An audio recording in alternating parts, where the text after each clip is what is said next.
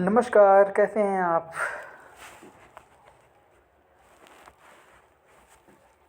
आज हम ग्रहण के बारे में बात करेंगे। ग्रहण जो कल लगा था, दोनों तरीके के ग्रहण के बारे में बात करेंगे, सूर्य ग्रहण, चंद्र ग्रहण, ठीक है।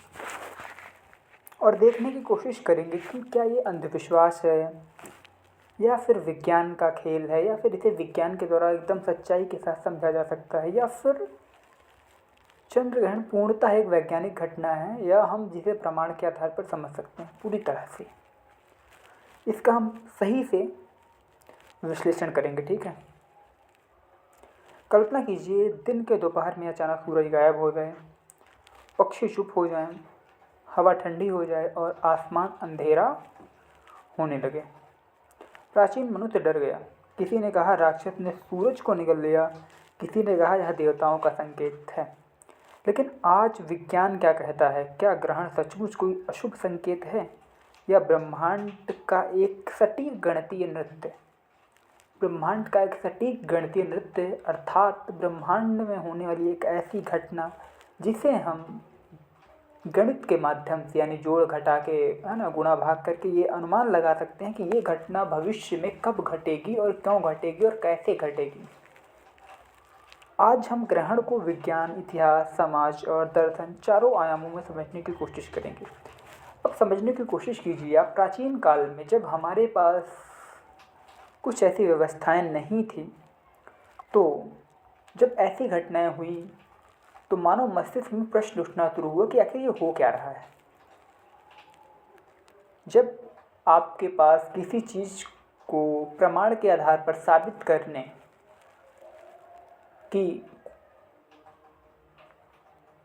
कोई रास्ता नहीं होता है, तो आप क्या करते हो? उसे अनुमान के आधार पर आप उस पर कल्पना करते हो कि ऐसा हो सकता है। उस समय हमें कोई साक्ष्य, कोई प्रमाण हमारे पास नहीं था, और अधिकतर लोगों ने फिर रचनाएं रची या अपनी कल्पनाएं रची, और कल्पनाओं के माध्यम से उन्होंने उत्तर खोजा कि शायद कोई राक्षस है, कोई कुछ है, कोई कुछ है, इस तरीके से। और यही जो डर था, इसी तरीके की जो उनकी कल्पना थी, उसी डर ने इस घटना के होने पर उनके व्यवहार को तय किया। मान लीजिए, देखिए, दो चीज़ बातें आपको ध्यान में रखनी चाहिए। पहले जब अतीत में हम देखने की कोशिश करेंगे तो उस समय लोगों के जीवन का जो आयु था, जीवन प्रत्याशा जिसे बोलते हैं, या फिर एवरेज आयु या औसत आयु कितनी थी? बहुत कम हुआ करती थी। अभी 1947 तक तो 32 वर्ष थी, यानी अभी से 75 वर्ष पहले। और पहले कैसी रही होगी प्राचीन समय में, वो आप अनुमान लगा सकते हैं, ठीक है। तो और बच्चे भी बहुत ज़्यादा होते थे, एक एक व्यक्ति के 10-10, 12-12, 15-15 बच्चे होते थे। उसमें से ये भी था, और जनसंख्या भी बहुत कम थी। तो ऐसा था ना कि हम प्रकृति को समझ नहीं पाते थे, उसके नियमों को नहीं समझ पाए, तो इसलिए बच्चे 10-15 होते थे, लेकिन उसमें से जीवित 3-4-5 ही रहते थे। तो एक डर था कि कुछ ऐसी घटना घट जाएगी तो बच्चे नहीं रहेंगे। तो उस डर ने लोगों को आगे बढ़ने के लिए क्या किया? बहुत सारी सावधानियों को बरतते रहने का एक तरीके से उन्होंने निष्कर्ष निकाला कि हमें जितनी भी प्राकृतिक घटनाएं घट रही हैं उनसे सावधान रहना चाहिए। तो उनकी एक कल्पना थी कि ये ऐसा हो रहा है, तो यानी जब ये घटना घटे तो हमें बहुत सी सावधानियां रखनी है, और उनके समय में वाजिब भी रही होंगी, क्योंकि भाई उनके पास तो बचने के लिए कोई रास्ता है नहीं। तो उन्होंने जो अपनाया वो ठीक है, लेकिन क्या वर्तमान समय में हमें वही पुरानी मानसिकता को लेकर आगे बढ़ना चाहिए जिसमें स्वयं ही नुकसान है? नुकसान इसलिए नहीं है कि आप घर में हैं तो नुकसान हो जाएगा, बिल्कुल नहीं।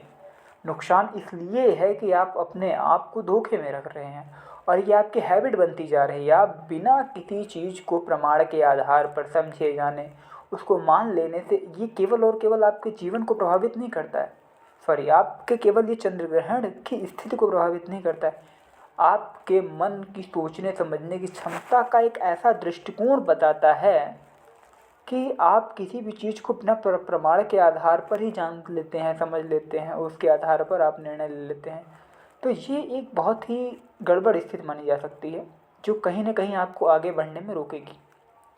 और इसका जो एक स्पष्ट अतः हम अनुमान ना कह के एक स्पष्टतः निष्कर्ष कह सकते हैं, वो ये है कि अगर आप तार्किक नहीं हैं, आप चीज़ों को समझना नहीं चाहते, जानना नहीं चाहते, तो आप बिल्कुल फंसेंगे। स्वाभाविक सी बात है, क्योंकि आज के समय में आपके सामने जो परोसा जा रहा है, चाहे वो मार्केट यानी बाजार में जाने पर हो, टीवी में हो, यूट्यूब में हो, मोबाइल में हो, कुछ भी, वो सब लाभ आधारित अर्थव्यवस्था का एक मॉडल है।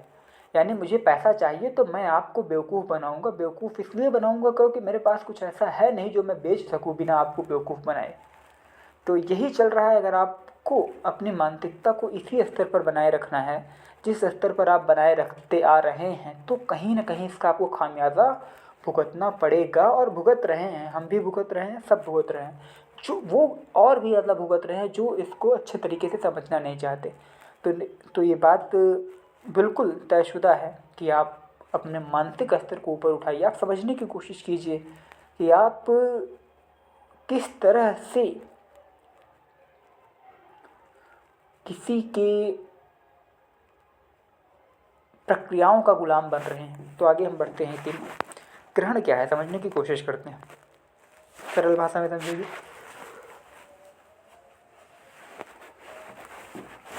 ग्रहण तब होता है जब सूर्य, पृथ्वी और चंद्रमा एक लगभग सीधी रेखा में आ जाते हैं। सूर्य ग्रहण क्या है? जब चंद्रमा पृथ्वी और सूर्य के बीच में आ जाता है, यानी 3 कुर्सी है, एक चंद्रमा की, एक सूरज की और एक पृथ्वी की। तो बीच वाली कुर्सी पे यदि चंद्रमा बैठा है और अगल बगल पृथ्वी और सूर्य बैठे हैं, तो ये कौन सा है? ये सूर्य ग्रहण है। पृथ्वी से देखने पर क्या होगा? सूर्य ग्रहण होगा, ठीक है। चंद्र ग्रहण क्या होता है? जब पृथ्वी सूर्य और चंद्रमा के बीच में आ जाए तो चंद्र ग्रहण लग जाता है। पृथ्वी का छाया चंद्रमा पर पड़ती है और यह केवल पूर्णिमा को होता है। यह कोई जादू नहीं है, यह छाया का खेल है।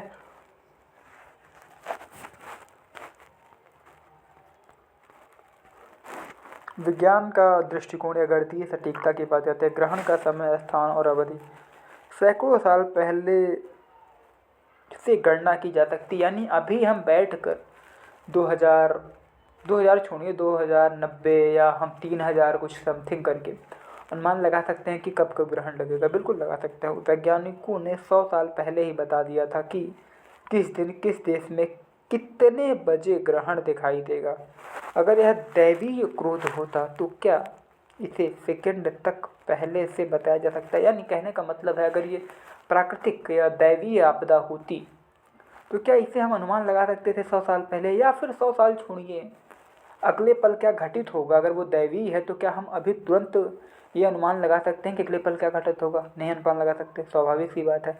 इसलिए कोई भी दैवीय घटना नहीं है, आप ये मान के चलिए। देखिए, टीवी का एक अलग खेल है जो आप देखते हैं टीवी में, टीआरपी उसके पीछे का खेल होता है। मीडिया लगभग वो अपने टीआरपी पे चलती है। उसको अपने टीआरपी जितनी ज़्यादा रहेगी उसकी इनकम उतनी ज़्यादा होगी, और वो भी प्रॉफिट के बेस पे काम कर रही है। तो आपको ये समझना होगा कि आपके सामने जो कंटेंट आ रहा है, यानी जो सूचनाएं आप तक पहुंच रही हैं, वो किस उद्देश्य से पहुंच रही हैं। यानी मैं आपको कुछ बताने की कोशिश कर रहा हूँ तो मेरा पर्पज़ क्या? अगर आप मेरा पर्पज़ नहीं समझ पा रहे हैं तो फिर मैं आपके सामने जो भी प्रस्तुत करूँगा उसमें मिलावट भी होगा, बहुत सारी चीज़ें होंगी। तो अगर आपको पर्पज़ स्पष्ट नहीं है तो फिर परेशान हो जाएंगे आप। मीडिया आपको बताएगी कि ज्योतिषी के हिसाब से ये है वो है ना, कुंडली दिखा लो, ये कर लो, वो कर लो। बहुत ज़्यादा इसमें सच्चाई होती नहीं है। वो एक जो चीज़ें प्रमाण के आधार पर है। देखिए, मैं किसी चीज़ को खारिज नहीं कर रहा हूँ, आपके सामने कुछ प्रमाणिक है, तथ्य है, फैक्ट है, बिल्कुल मानिए, सर नतमस्तक कर दीजिए। लेकिन एक बात और याद रखिए, अनुमान के आधार पर मत मान लीजिए उसे। अगर आपका नुकसान हो रहा है तो आप क्यों फंस रहे हैं चीज़ों के बीच में? उनका धंधा चल रहा है और आपकी ज़िंदगी दांव पे लगी है। तो इस चीज़ को बहुत ध्यान से समझिएगा कि ऐसे ही किसी चीज़ को मत मान लिया करिए जिसका कोई प्रमाण ना हो, तथ्य ना हो। क्यों मान रहे हैं आप? ना तो मानिए, अगर आपके पास अभी समय है तो ना मानिए उसे, ना तो खारिज कीजिए, मतलब स्वीकार भी ना कीजिए और अस्वीकार भी मत कीजिए। तो इससे क्या होगा, जब आपके सामने तथ्य आएगा तो आप उसको मानने योग्य या अस्वीकार करने योग्य रहेंगे। इसका मतलब है कि ग्रहण पूर्वानुमेय,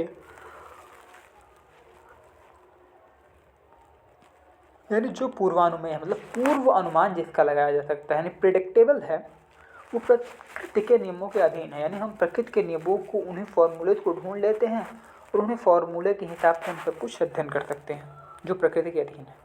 समाज में फैले विश्वास और उनका विश्लेषण देखिए। अब आते हैं उन मान्यताओं पर जो आम लोगों में प्रचलित है। मान्यता है ग्रहण के समय खाना नहीं खा। देखिए ये अनुमान है, हम यहाँ पे कोई भी दावा नहीं कर रहे हैं कि ये क्या है, हम एक अनुमान लगा रहे हैं कि ऐसा हुआ होगा, उस समय ऐसी स्थिति ही थी तो ऐसा हुआ होगा, हम अनुमान लगा रहे हैं। ठीक है, मान्यताओं पर जो आम लोगों में प्रचलित है, आम लोग क्या मानते हैं हम उसकी बात कर रहे हैं। मान्यता एक है ग्रहण के समय खाना नहीं खाना चाहिए। वैज्ञानिक विश्लेषण करते हैं। पुराने समय में रोशनी कम थी, ग्रहण के दौरान अंधेरा हो जाता था, खाना खराब दिख सकता था। यह संभव है कि स्वास्थ्य सुरक्षा के लिए यह नियम बना हो। संभव है, हम कोई अनुमान लगा रहे हैं, हम बहुत वो बातें नहीं कर रहे हैं, हम आपको कह रहे हैं कि ये मान लीजिए, मान्यता है लेकिन लोग मानते हैं ऐसा। यह एक स्वास्थ्य आधारित अनुमान था, दैवीय आदेश नहीं है। दूसरा है गर्भवती महिला बाहर न निकले। वैज्ञानिक तथ्य ग्रहण की रोशनी सामान्य सूरज से अधिक हानिकारक नहीं होती है, लेकिन सूर्य को सीधे देखना आँखों को नुकसान पहुँचा सकता है। नॉर्मल है, अभी आप नहीं देख सकते, इतना ग्लोबल वार्मिंग है, इतना टेम्परेचर ज़्यादा हो रहा है पृथ्वी का, नंगी आँखों से आप कैसे देख लोगे सूर्य को? नहीं देख सकते आप दिन में 12 बजे, है ना। इसलिए यह नियम शायद सुरक्षा हेतु बना, यह एक सावधानी आधारित अनुमान था।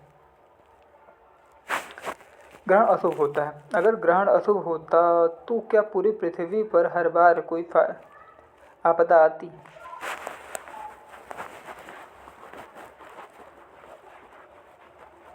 सच्चाई ग्रहण के बाद जीवन सामान्य चलता है। यह डर अज्ञान से पैदा हुआ है। इतिहास का दृष्टिकोण गया है। प्राचीन सभ्यताओं में ग्रहण को शक्ति और भय से जोड़ा गया, लेकिन जब खगोल शास्त्र विकसित हुआ तो लोगों ने समझा कि यह प्रकृति का नियम है, यह प्रकृति का नियम है। आज अंतरिक्ष एजेंसियां ग्रहण का अध्ययन करती हैं ताकि सूर्य की बाहरी परत को समझ सके। ग्रहण विज्ञान के लिए अवसर है, संकट नहीं। यानी जब ये ग्रहण लगता है, सूर्य ग्रहण, चंद्र ग्रहण, तो विज्ञान इसे अवसर की ओर देखता है कि इस स्थिति में कुछ ऐसी घटनाएं या कुछ ऐसी स्थितियां बनती हैं जिनसे विज्ञान फॉर्मूलेज ढूंढता है। आप समझ पा रहे हैं? देखिए, विज्ञान इसी प्रकृति को समझ कर बहुत से फॉर्मूले ढूंढा और उसी फॉर्मूले के आधार पर आपके सामने टेक्नोलॉजी प्रस्तुत करता है, याद रखिएगा आप। और आपका जीवन मूलतः टेक्नोलॉजी पर, आप कितनी भी इधर उधर की बातें कर लें, आप जीवन को जीते तो वैज्ञानिक आधारों पर ही, है ना। आप जब परेशान होते हैं तो आप वैज्ञानिक विधियों के माध्यम से ही चीज़ों को समाधान कर पाते हैं। जो चीज़ वैज्ञानिक विधियों से नहीं भी करते हैं, उनका विज्ञान बताती है कि आप किस तरह से उसका फ़ायदा उठा पा रहे हैं, और वो पूरी तरीके से प्रायोगिक होता है, प्रयोग के माध्यम से सिद्ध किया हुआ होता है। दार्शनिक, अब एक गहरी बात है ना, ग्रहण हमें सिखाता है अंधेरा स्थायी नहीं होता, प्रकाश अस्थायी रूप से छिप सकता है, हर छाया के पीछे प्रकाश होता है। जीवन में भी ऐसा ही है, कभी कभी समस्याएं हमारे सूर्य को ढक लेती हैं, लेकिन सूर्य खत्म नहीं होता, बस अस्थायी रूप से छिपता है। ग्रहण एक प्रतीक है कि अंधेरा भी नियमों के अधीन है। वैज्ञानिक चेतना क्यों जरूरी है? अगर हम ग्रहण को दैवीय दंड मानेंगे तो हम समाधान नहीं खोजेंगे।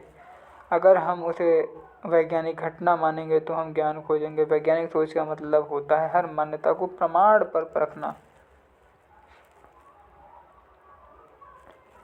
जहाँ प्रमाण नहीं वहाँ यह अनुमान है, हमें सीधे और सोच चाहिए, वहाँ भी अनुमान है।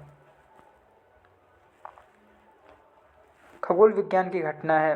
क्या है ग्रहण? एक खगोल विज्ञान की घटना है, गणितीय रूप से पूर्वानुमेय है, सामाजिक मान्यताओं से प्रभावित रहा है, दार्शनिक प्रतीक भी है, वैज्ञानिक शोध का अवसर है। यह ना तो अशुभ है ना चमत्कार है, ये पूर्णतः एक वैज्ञानिक गणितीय पूर्वानुमेय है, याद रखिएगा आप। यह ब्रह्मांड की सटीक घड़ी का एक सुंदर पल है।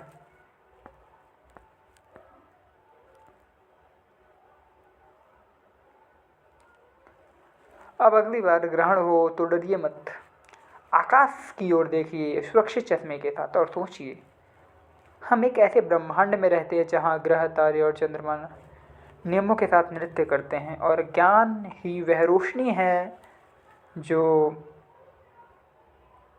हर अंधकार को समझ में बदल देती है। धन्यवाद।